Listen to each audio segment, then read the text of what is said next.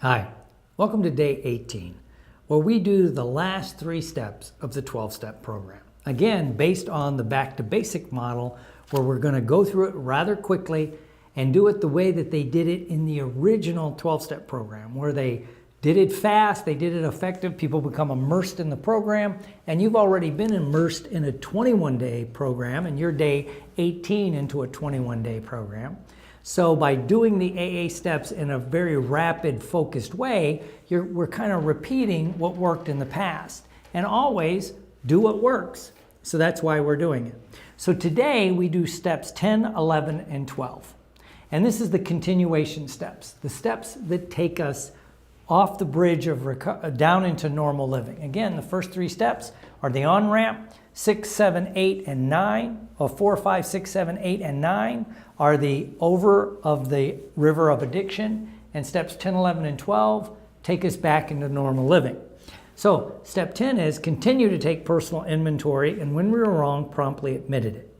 Step 11 is sought through prayer and meditation to improve our conscious contact with God as we understood Him, praying only for knowledge of His will for us and the power to carry that out. And step 12 is having had a spiritual awakening as a result of these steps.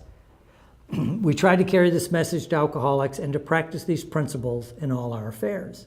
So when you look at those steps, they're ongoing. They're going to be the part of that you can live the rest of your life. It's a bridge. We're crossing the bridge, and it's a daily way to live better. And if you do this and you make it a part of your recovery DNA, it helps keep you focused. This is what we really want to do. It's about having a better life. And step 10 lays the foundation in a new way. It's a pledge to continually monitor our honesty and humility. When you make a mistake, you promptly admit it. You don't wait, you do some things. And it requires you to be vigilant against those old natures that we talk about, those old character defects, those old shortcomings popping up. As some people say, sometimes it's like whack-a-mole. You work on this, and then this pops up. You work on this, then this pops up. You work on that, and this old one starts to pop up. Because life is ongoing, and it's not like it's totally gone necessarily. It might be subdued. Many things are totally removed, but it's ongoing. And the emphasis on inventory is only because a lot of us really don't have a good self-appraisal mechanism. Most of us don't. So by doing this, we become our own best critic. And in fact, if you take this really internal, it's easier than having other people point it out. You begin to live by your own moral code. And then you can live life better. So once, let's say you do something and it goes against what you think is right, you need to make amends rather quickly. I'll tell you a story. You know me and my stories, right? I was at like a late lunch with a friend of mine. And we were talking about anger issues. He's in recovery. We were talking about anger issues. And he was talking about his. And I'm talking about mine. And, we're all intellectual at that moment. And we're above this. And what was interesting, while we're in the conversation, having like late breakfast, my phone rings. Well, I dropped my car off at the shop. And they were doing some work on it. And as we're carrying on this conversation, being all spiritual and intellectual and doing this, and I'm really happy about it, and I answer the phone, I start talking to the guy, and he goes, have you had your car worked on anywhere else? And I go, no, it's only been worked on there. Well, someone else has done some work on it. And I went from 0 to rage like that. Just 0 to rage like that. That was the old nature of me getting anger very quickly. And of course, I justified it. Well, what you're trying to do, I remember saying, is like, you're trying to wiggle out of the warranty. And I was livid, and I'm yelling, and I'm screaming. He's being very polite on the phone. Sir, just calm down. And I'm da-da-da-da-da-da. And he's talking, and I hung up on him. And I'm sitting across from you like you're there now. And I'm like, that wasn't right. And my friend was laughing. He goes, we were just talking about this. And I said, we talked for a few more minutes, and I go, when I go pick up the car, I really got to make amends. And he goes, well, he didn't really say anything either way. And the phone rings again, and it's that guy. And I said, before you say anything, I need to apologize for what I said. And Of course, I think I prefaced it, not necessarily what I said, but how I said it. I'm sorry, I had no right to yell at you, I had no right to use my voice, I had no right to use foul language. I'm really apologetic. And we talked for a few more minutes, and he was surprised I did that. And then that evening, when I went to pick up my car, I went up to him and I said, dude, I really need to apologize again. I'm sorry. And he goes, you know what? Happened? Well, it's a car dealer, and a lot of people are very upset when they have to bring their car in the car dealer, but all that's irrelevant. He goes, very few people do what you just did. And I said, I didn't do it for you. I said, this would eat me alive. I'd feel bad for yelling at you. You were doing your job. You were doing your job. Even if it was whatever it was, everything worked out fine. I said, I had to do this for me. I did not want to feel bad later on because I yelled at you. And so we carried on the conversation, and he asked me why I was doing that. And I said, well, I'm in a recovery program. And we carried on. Actually, it started a nice conversation. He said he had a really good friend of his that quit drinking, went into the 12-step, went to treatment, was active in the 12-step. And then he, of course, tells me all the family members that he wish would quit drinking. Anyway, that's usually what happens. But it was only because I did it, and I did it for myself. I didn't want to carry around that burden of guilt because I did something I knew was wrong. And again, it's ongoing and it's lifelong. And now we're going to watch a video. It's about reflection.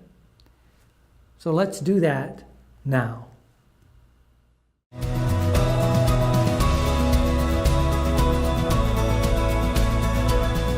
Thank you so much. I'm going to ask you a question. Does anybody recognize this man? No? Some of you may have recognized him as Alfred Nobel. But did you know that before he was known for such prestigious awards, he was infamously known as an inventor of dynamite? Did you know that? So one incident really changed his life forever, his brother's death. So when his brother passed away, a local newspaper actually ran an obituary of Alfred Nobel, thinking that it was him who died. Obviously, that wasn't true, but this article described him as somebody who killed people more quickly than anybody else ever lived.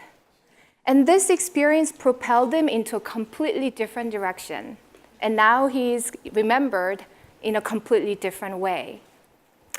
And so, in other words, he was able to find his full potential because of the stories other people told about him.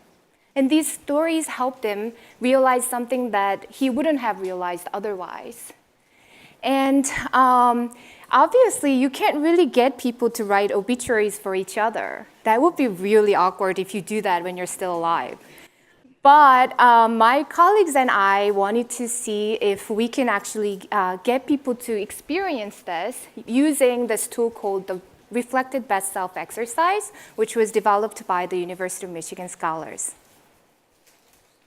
This is how it goes. So you write 3 stories of your best self, and then you reach out to your personal contacts, including family members, friends, and colleagues, to write about yourself, highlighting your positive contribution. And then you get the stories back and analyze them for recurring themes. Then you compose your best self portrait based on the stories that you received. And as researchers, we wanted to see if this exercise can actually make people work better in teams. So we worked with the senior executives, 240 senior executives who was participating in a 4-week program at Harvard University. And before the program started, we basically randomly assigned them into either treatment groups or control groups. And all of them wrote 3 stories of their best self, and then they reached out to their contacts to collect stories. But they submitted all of the stories directly to us so that nobody was able to see them before the program started. And once the program began, all of the teams were asked to participate in a crisis simulation exercise.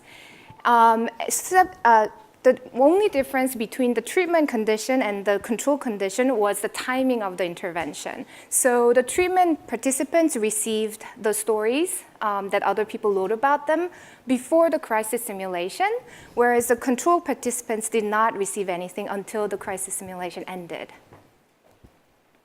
And you might be wondering what this crisis simulation was all about. We basically asked all of these teams to make policy recommendations for then Governor of Massachusetts, Governor Patrick, who's pictured behind me. And he was supposedly dealing with this dangerous respiratory virus that was going around in Massachusetts. And then we also invited real experts to evaluate these teams based on the following criteria: communication, creativity, clarity of ideas, and feasibility of policy recommendations, and team cohesiveness. And then what we found here is that the treatment groups that received these stories before the crisis simulation, right before they start working in teams, actually outperformed the control groups significantly. And what happened was this. So this exercise made individual team members feel actually really socially valued by others before they go into teams. And so this sense of self-worth put them into a psychological state that allowed them to contribute better in teams by bringing more unique perspectives. And so I'm going to end with this idea of I think it is our job to create conditions under which our employees are bringing their best selves to work. And I want you to take a moment to think about the stories that you tell yourself, and also the stories that other people tell you about yourself. Are they really consistent with how you want to be remembered? Thank you very much.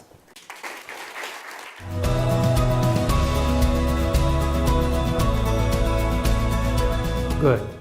So that's just another way of looking at it, gives you a different take, and it's something we can do ongoing. And now we want to talk about step 11. And step 11 provides the basis of a spiritual life. Most of us have little or no experience with ongoing spiritual development. If you do, good. You know, this is about sought through prayer and meditation to improve our conscious contact with God as we understood Him, praying only for knowledge of His will for us and the power to carry that out. It's a way to try to live life better on life's term.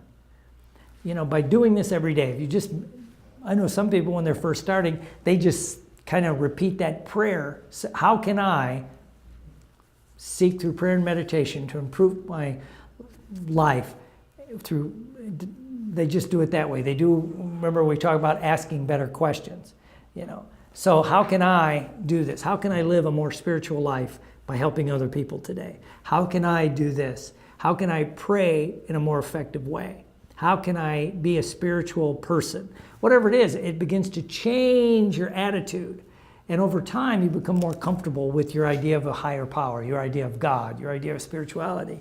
And then maybe you can carry on a conversation like with a trusted friend, like with a confidant. Then you really begin to develop a spiritual life, which is really what it's all about. And this is about taking time for you, even if it's only a few minutes. What if you take 10 minutes in the morning? What if you take 5 minutes? I suggest, what if you start the day with writing down 3 things you're grateful for? You know, to do that gratitude list, you write down 3 things you're grateful for. And when I tell people that, I say, don't go crazy and don't think of really wild examples, just simple things. Lately, I've always been saying the last year, because of this dog I got, it smiles in the morning. When you walk out, we block him off from the back of the house because he's a 105-pound Doberman. And when I come in the morning, he's jumping around, he's smiling. I am so grateful for that. It makes my heart smile when I see that, right? That's something to be grateful for. There's that. You know, a beautiful sunrise. Where I live, some days I get to see the sunrise. That's great. I can write that down.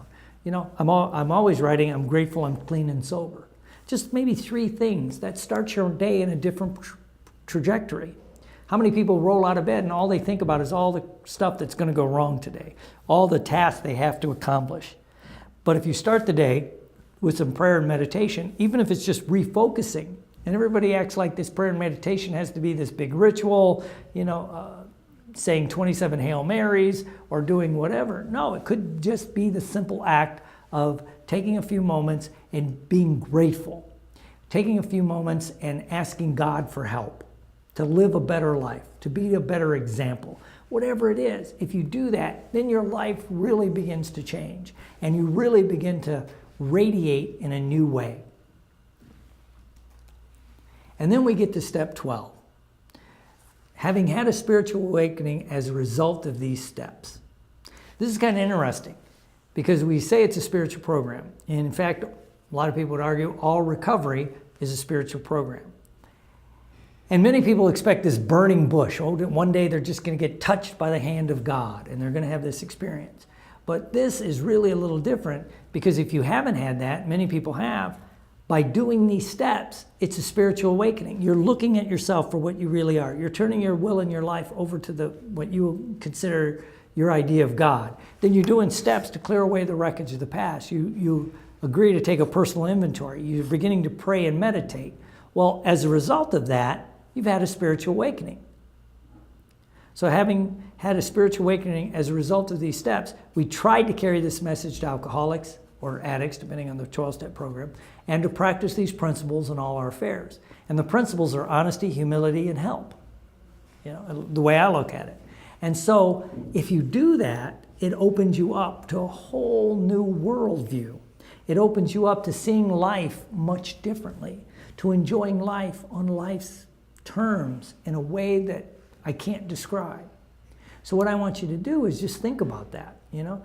Many people do want to, like my friend, he's very active all these years later. He's always been active, but especially since he retired, on carrying the message. He goes into the jails and leads a AA meeting in the jails. Great. It's a way for him to give back. Other people do other things. And again, if nothing else, just you living a better life, you living clean and sober is a way to carry the message.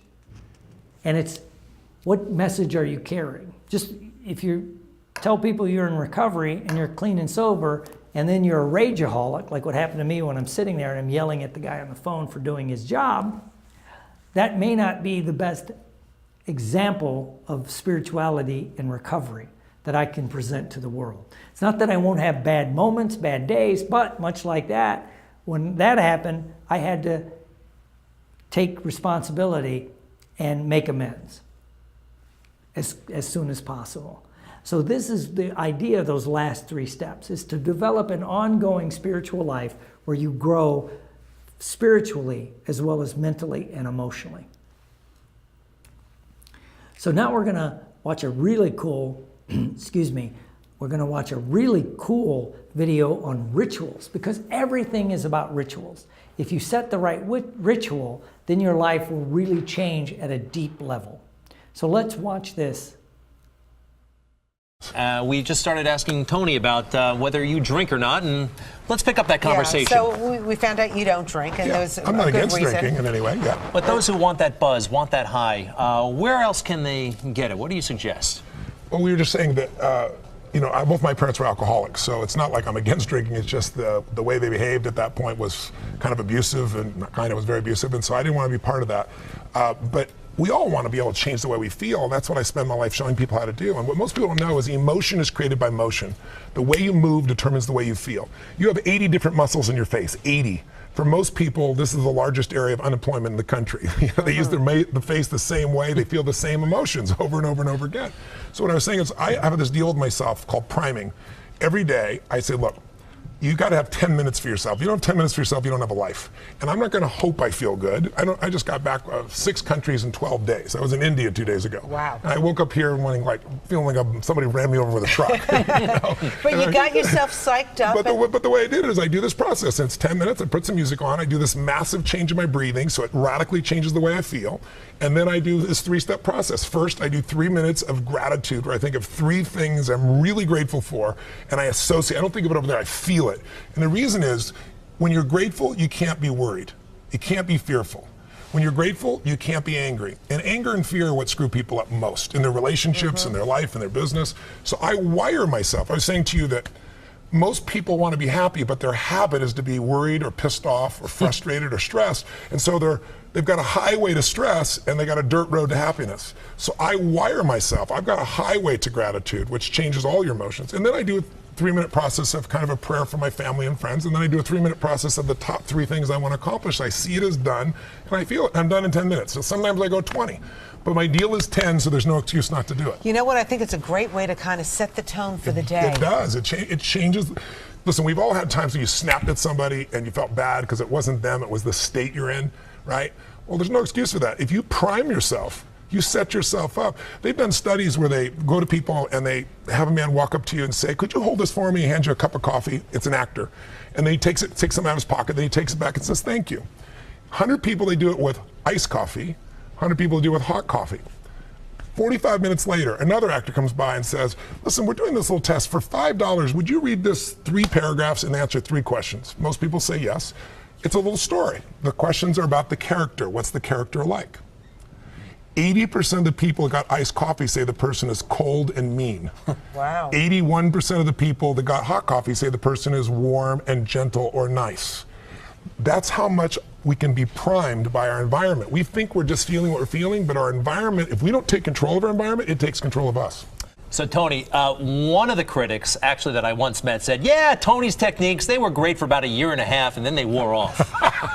What do you say to that, folks? It's real simple. If you don't work out, you don't get a muscle, right? So I always tell people, there's a daily practice like priming. If you don't do that, if you get up and you just have no discipline whatsoever, you get no value of anything. Diets don't work when you don't do them. Exercise doesn't work when you don't do them. But most of the people have some experiences that they want to shift.